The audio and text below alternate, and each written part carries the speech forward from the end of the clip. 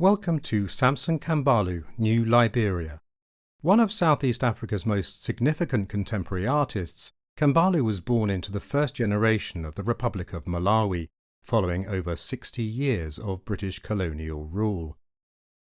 The exhibition draws on elements of Kambalu's childhood and his current life as professor at the Ruskin School of Art, University of Oxford.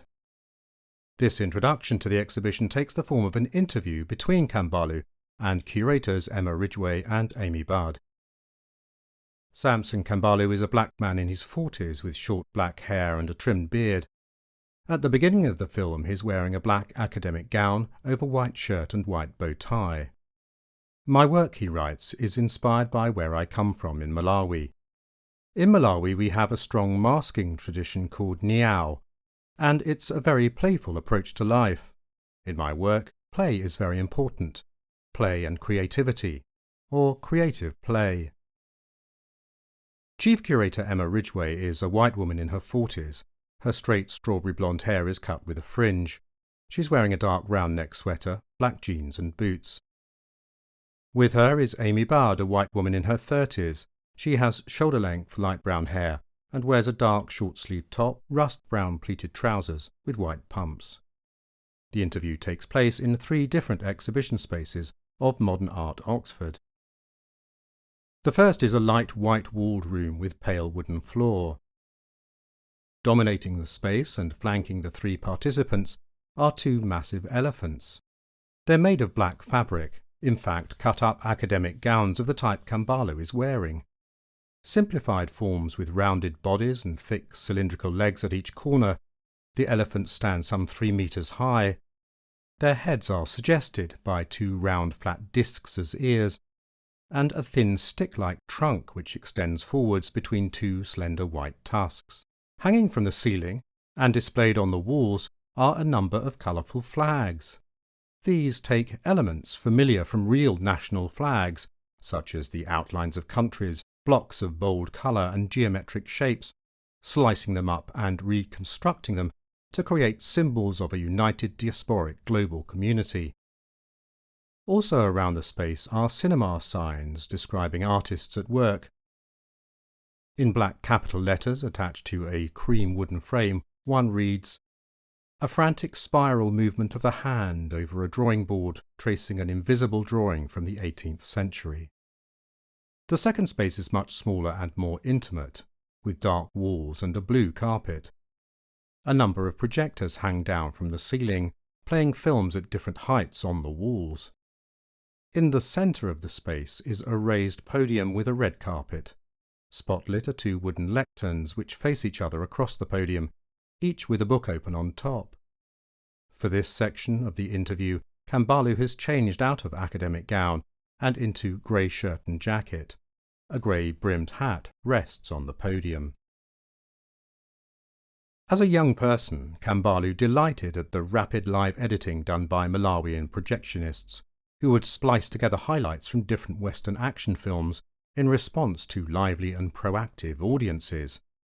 He was also influenced by the makers of early cinema, such as Thomas Edison, who often made films less than a minute long that featured simple actions by vaudeville performers playing directly to camera. In Niao cinema, Kambalu performs short rants of free expression in public spaces. He chooses locations that in real life could pass as film sets, talks to intrigued strangers off camera, even asking them to hold the camera to film his activity. Like silent movies, the action is slightly speeded up, fragmented and repetitive, and all are playful and surprising. Striplander from 2019 shows a rural barn and a large tree, its leaves and branches rustling in the wind. On a loop, he runs into shot from the right, arms outstretched like a child playing at being an aeroplane. Running away from us along the front of the barn, he magically disappears before reaching the tree. In Bacchus from 2013, Kambalu wields a whip in a public park. Shown in reverse, curious tourists walk backwards past him as, in a swirl of movement, he uncracks the whip. In the centre of the final space is a 3D printed maquette of a sculpture Kambalu proposes for the empty fourth plinth in Trafalgar Square, London.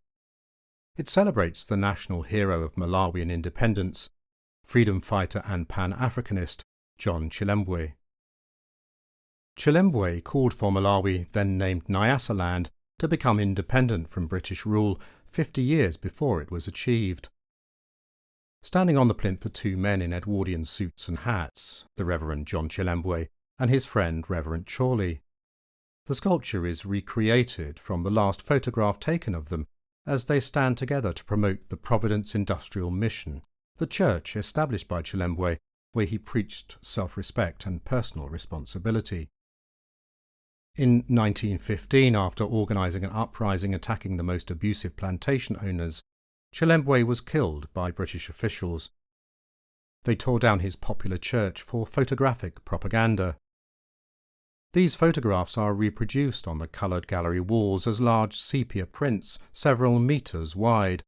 They're positioned at floor level, and various bits of text appear above and to the sides of the images.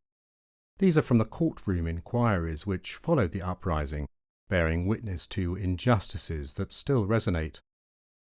Chilembwe's large and impressive brick church is photographed at various stages of its destruction.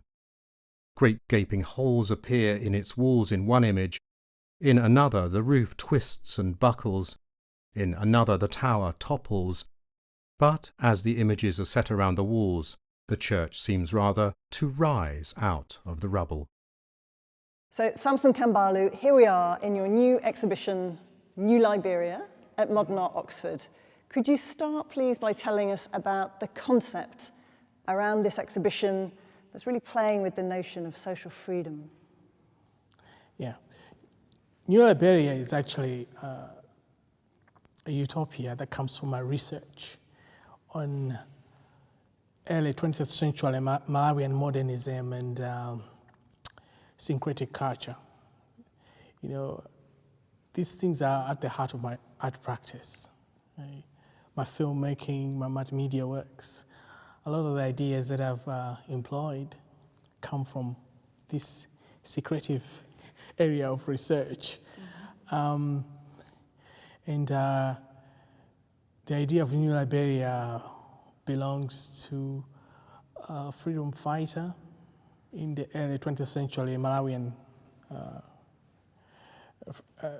preacher and Pan-Africanist. He led an uprising against colonial rule in 1915.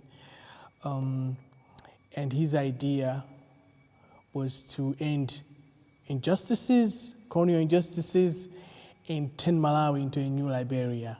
So the concept of New Liberia is harking back to this hero of Malawian independence, John Chilembwe, who himself was harking back to the formation of Liberia, which was the first, well, the earliest republic in Africa that was actually set up with huge amounts of support and instigation from America, in fact, and the idea of equal rights and Africa for Africans that was coming there. So that kind of conversation between America and Africa, and also the relationship with British colonialism and beyond. Yes, he was inspired, in America he was inspired by a lot of emancipation movements, you know, like of John Brown, of Nat Turner, and the like. And so yeah, this is, he's working under, not only with the help of African-American sponsors, but also their ideas. Is trying to, you know. And ideas like self-respect and the idea of self-government. Yeah, equality, self-governance, dignity, self-respect, sovereignty. Yeah. So Chilembwe is significant in that he was the first Malawian, if you like, to resist colonialism, not under the name of any particular tribe, but as a modern person, as a modern man. Yeah. And he's the first Pan-Africanist, actually, to die in Africa doing so. So it was real ahead of his time, because he was thinking now beyond the old networks, tribal networks, to more kind of a more modern, unified Malawi. And for me, I see this utopia as not existing in a specific place necessarily. Because yes, this world, the utopia did take up, because Chilembe's, following his death, word spread of his, of what he wanted to do. And this new Liberia took root, and it doesn't have a specific place. For me, it's everywhere. And so my work here is being inspired by places I've been.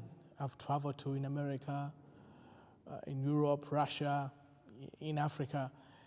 All these places are places of New Liberia, and this is how it connects to contemporary emancipatory movement, if you like, or such as Black Lives Matter. I always say, yeah, the New Liberia is everywhere. You can find it if you know how to look. Yeah. Mm-hmm. And this particular moment that we're in now as well, you felt that there is a sea change, a shift, a genuine shift in attitudes as regards social justice at the moment. Would you speak a bit about that? I'm inspired by methods of resistance of those times to address issues that I face now. Some of those issues, let's say racial justice, fight for recognition for everybody, dignity, equality. Those are the issues that Ridgway was fighting for. And so I go back to that time. These people were fighting and learn from them and borrow aspects. So can we talk a bit, just to sort of step back one more, about the now as the secret society who come into kind of perform within these costumes that are referred to as masks, and they're in various different forms. And this, you've chosen the elephant, the authoritative form. Masks generally represent ideology, the work of ideology, or the work of the imaginary, things we imagine about ourselves, or things that we would like other people to believe about ourselves. And there are things that also separate us from community. So the costumes and the masks, every time they come back, is to remind people of their origins from this pool of possibility. You've also mentioned that these two quilts of flags that flank the elephants, you've described these in terms of drawing too, as if the elephants are drawing these flags. I think that the thing that I'm emphasizing in my flags are the partial thing, a different sense of time. I think they go beyond the symbolic into the universal things, a sense of even non-linear time. There's a lot of non-linearity in the way I construct my flags. You can go to them from anywhere. They move beyond these symbols that divide us into the realm of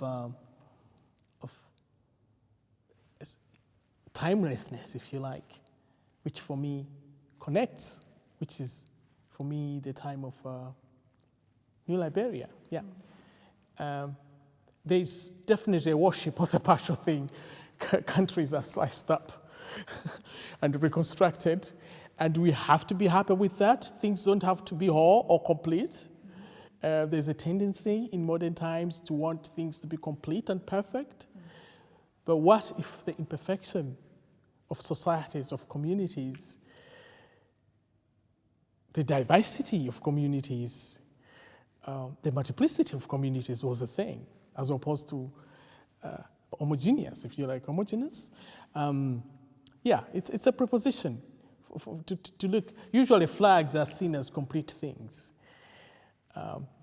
Black, red, green, symbolic, and movable. Here we are in the installation, which shows your Niao cinema, which you're best known for, as well as this new podium installation. Would you talk first about the Niao cinema? My whole show is like a cinema palace, You walk in the lobby there, you see all these elephants, and then, the other rooms. This feels like the theater, right? You're finally in it. And you see all these flickering, fragmented films, as if, And the whole room feels like a spaceship, right? Or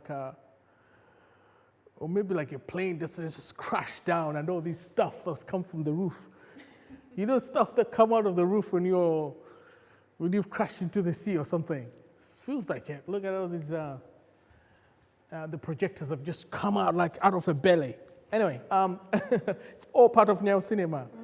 Nyao cinema comes from the tradition of what's called cinema of attractions. And cinema of attraction is about the valuing of the momentous over the durational. So what you want to do with cinema of attraction is you want it action-packed. So all these things I'm describing contribute to the action that's in these films.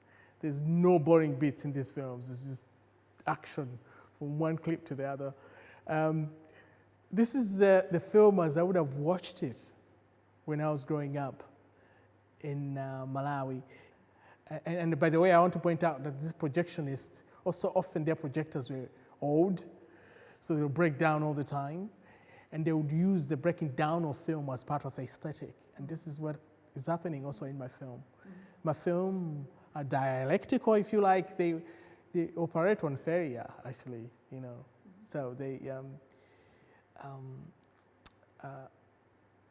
psychogeographical in that I don't prepare or script anything. I make them to found objects. It's almost like the mask makers. They make their masks in the bush and they work with whatever is around them. So if the mask is made near banana trees, it will take the nature of banana trees. If it's made near lions, it will make... And a lot of the masks are also of animals because that's a psychogeography of the bush in which these mask makers are making their masks. So the same with me. I make my films to found film sets in cities where I go, either on a book tour, as I did earlier, or now from research. And it's me wrestling with specific histories of those places as an African, my own sense of time, the psychology. These are the things, all the ghosts that I have to negotiate in order to find my place. And it's valuable for people to understand as well. Within these, they're not portraits of you. It's not in that, whilst they were, how you started them was a way of navigating through different countries and different places. However, as an initiated now, you're also actually representing almost like an everyman figure, a kind of, you're expressing freedoms in public spaces that anybody could actually. And so it's not a depiction of yourself as an individual, it's more somebody taking the opportunity, finding the new Liberia moments, those moments of freedom within a space to have these. Yeah, it's actually now when we are wearing masks. Yeah. It's now when I wear a mask, but when I'm making my films, this is away from my ego. My ego and personal, I do what's been given to me. It's like going on a hunt and I catch what's been presented before me. If I see myself having to jump up or down in public, I do it. When in normal behavior, I could never do it, maybe out of pride or out of, but the films allow me to operate beyond my own ego into a certain kind of universal time, if you like, and this is the time that connects me to other people. And indeed, this process of making them is a very socialized affair. I have made a lot of friends through these films. Anyway, but I like that idea of superfluous objects, if you like. This is very much part of the Nyao tradition, because they allude to things like beyond utility. And so when you come across a stage that's not necessarily functional, you know, it adds up to that. It points out to that. But yes, we can use it. But also, it kind of connects to how you use public space in your films. I know you're also inviting visitors to come and perhaps behave slightly differently than they would do normally in this public space by reading aloud these texts, the books, and choosing to perform or not, much like you would. Yes, the films are silent. So maybe the stage then provides the soundtrack. I have sometimes showed these films and I invite musicians to play to them. This time I've invited readers to read. And the trial section that people are invited to read out is specifically about the inquiry into the right for an individual to wear their own hat as a black Malawian Nyasaland at that point in front of a white person. Yes. So basically, there are passages there. People used to get shot. You know, you could get killed by not taking off a hat. The whites would move around with revolvers, and they would often pull them out if you didn't obey. So Samson, you use photography a lot in a number of different interesting ways in your work, often as witness or evidence to different things. Can you talk about the photographs in this room and why they're shown at the heights they are? They are basically the Church of John Chilembo, as I say. He, with the help of sponsors from America and indeed contribution from his African congregation, he built this magnificent church to rival the white missionaries, just to show equality. That if an African can build a church as magnificent as the European missionaries, then surely he was equal to those Europeans. And of course, Chilembo was opposed in this. And when he led the uprising against these injustices, they destroyed his church in the aftermath. So this photograph shows a moment when I think explosives were planted around the church and it's razed to the ground. And I hear that these photographs were made into postcards, actually colonial postcards. But later on, they seem to have been edited for other purposes and put online. And we found these edited photographs in the archive, that's a Malawi archive. And then there was another person who owned the original glass plates. Yeah, we're very lucky to show these thanks to a collector who is I think we spoke about this before, he's an amateur historian who's interested in Malawian history. He lived and worked in Malawi for a while, and he became very interested in the figure of John Chilembo and has been collecting ephemera for a long time. So we were lucky enough to borrow these postcards, these commemorative postcards which were produced after the demolition of this church, and it's his versions of those postcards which we're showing here. But you were saying before in your research, you originally came across these photos online only. That was the main way that you found them, and this is also why they're cropped, because in the online resource, the digital versions had been altered already. Yeah, I saw a sequence, and actually when I saw a sequence, I showed them in my Ruskin seminars alongside the Lumiere brothers' films of the war. You know, there's a film where the Lumiere brothers film a war being knocked down. They knock it down and then they reverse the film, so the war appears rising up again. And this is what I saw in these photographs. They seem to be animating up and down, contrary to the church being destroyed. It seems to be rising as it was being destroyed. Very symbolic of, Chilembo's ideas of New Liberia. And likewise, you've decided to present the church rising and falling around the room. Yeah, so it has these different stages. It's around. It's stereographic, panoramic. So when you move around this church, since there is no beginning, the church seems to be rising and falling. This just shows the resilience of Chilembo's ideas. And that notion of indestructibility is very Nyao, Nyao is something that exists outside systems, something that comes in and subverts systems and forms. It alludes something universal to the eternal, if you like, to, as I say, to time, outside work and necessity. They seem, the church, I think like my films seem to appear to do a performance there, rising up and down. Alluding to a certain subversive, as I say, subversive notion of time. And yeah, so I thought when you walked in here, you should just feel like you're walking into an album, perhaps, whose some of its photographs are slipping down, and the text around it, because some of the text used in stereographs. Yeah, it's like walking into a vintage album that's in motion, you know? There's a lot of movement in this show, a lot of elevation, a lot of falling down, a lot of, you know, it's all, I think, elements of film. It's all elements that, let's say, in traditional masking are used to generate a sense of play, a sense of play that eventually pushes everybody into a state of generosity, if you like, a childlike state of generosity.